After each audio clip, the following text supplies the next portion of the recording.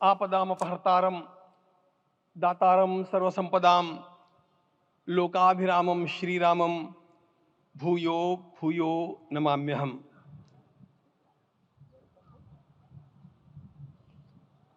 आज अंतःकरण अत्यंत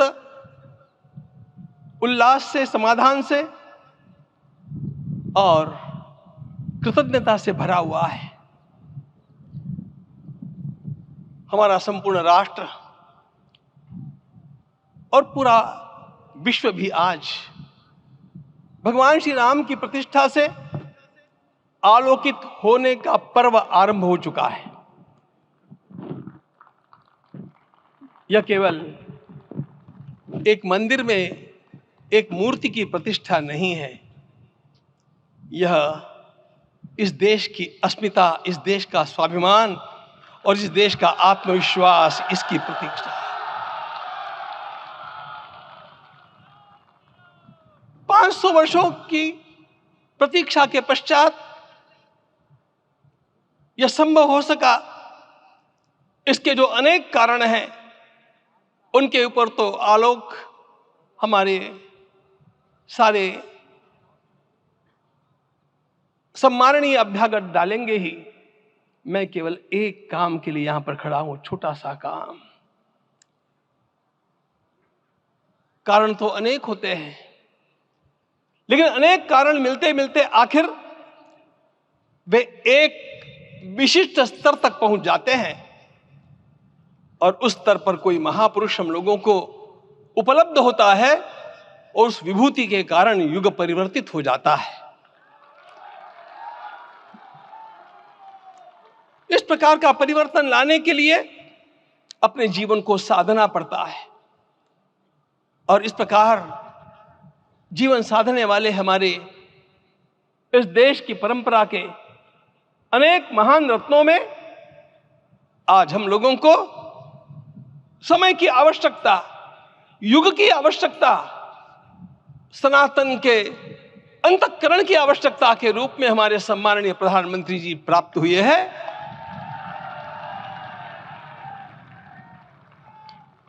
यह केवल इस देश का नहीं, यह संपूर्ण विश्व का सौभाग्य है कि आज एक ऐसा राजदर्शी हम लोगों को प्राप्त हुआ।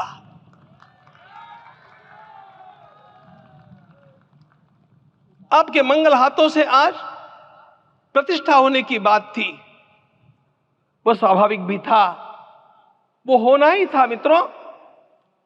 लेकिन मुझे इस बात का आश्चर्य हुआ जब मुझे लगभग 20 दिन पूर्व समाचार मिले कि माननीय प्रधानमंत्री जी को इस प्रतिष्ठा के लिए स्वयं अपने लिए क्या क्या अनुष्ठान करके सिद्ध करना चाहिए, स्वयं को उसकी नियमावली आप लिख करके भेजें।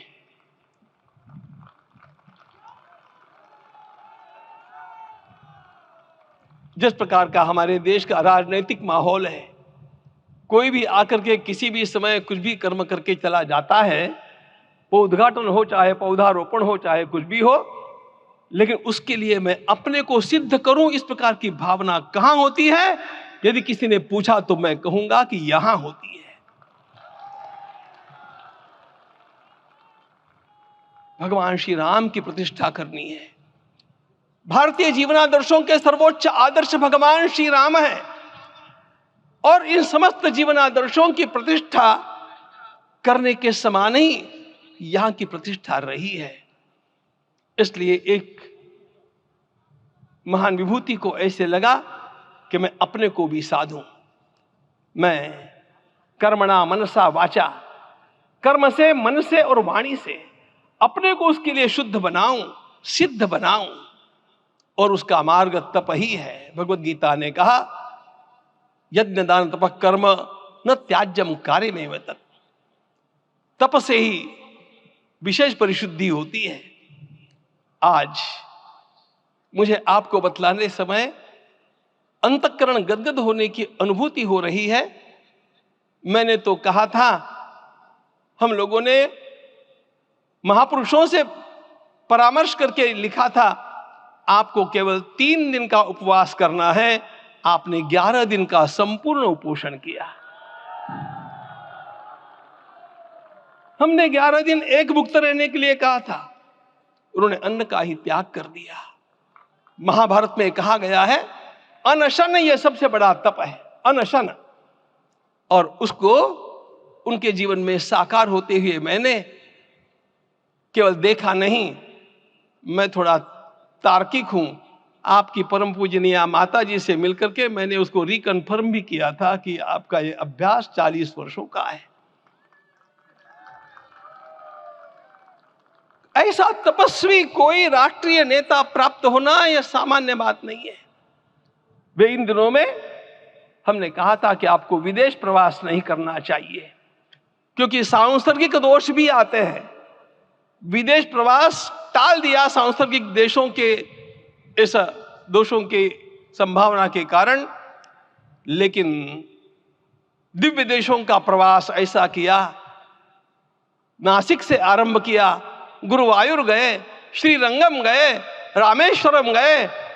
इन सारे स्थानों पर जाकर के वहां के परमाणुओं को लेकर के और पूरी भारत माता के हर कोनों में जाकर के मानो वे निमंत्रण दे रहे थे कि आइए दिव्य आत्माओं, अयोध्या पधारिए और हमारे राष्ट्र को महान बनाने के लिए आशीर्वाद दीजिए।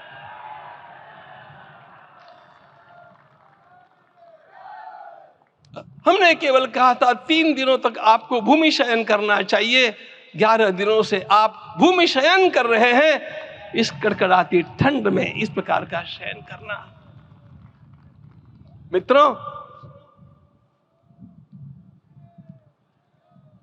ब्रह्मा जी ने सृष्टि को निर्माण किया। उस समय उन्होंने एक शब्द को सुना था। भारत की संस्कृति का सबसे मूल शब्द है तप, तप इति।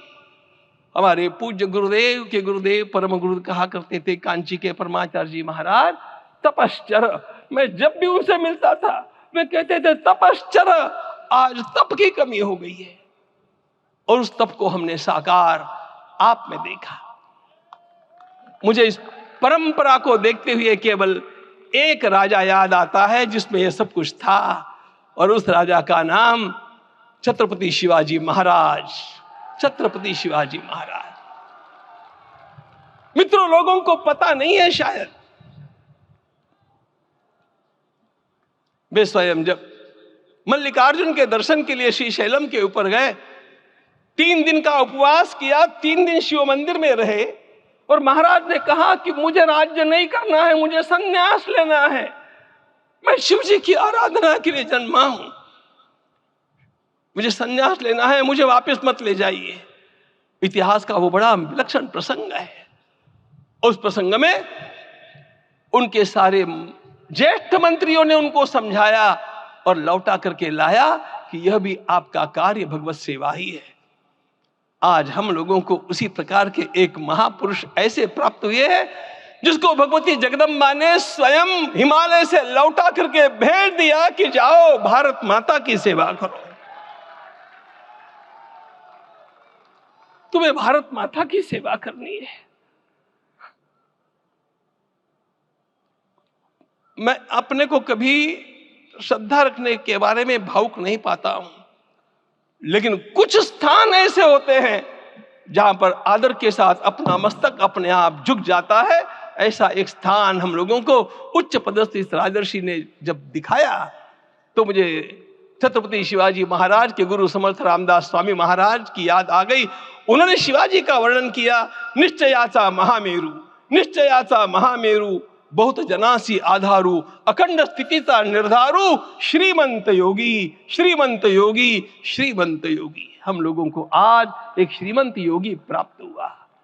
आज मैं यहां पर केवल इसलिए खड़ा हूं कि इतने तपस्या के पश्चात इन सारे महात्माओं की अनुमति लेकर के और उनके आशीर्वाद लेकर के उनका यह तप पूर्ण करने के लिए, उसकी सांगता के लिए उनको चरणामृत दिया जा रहा है।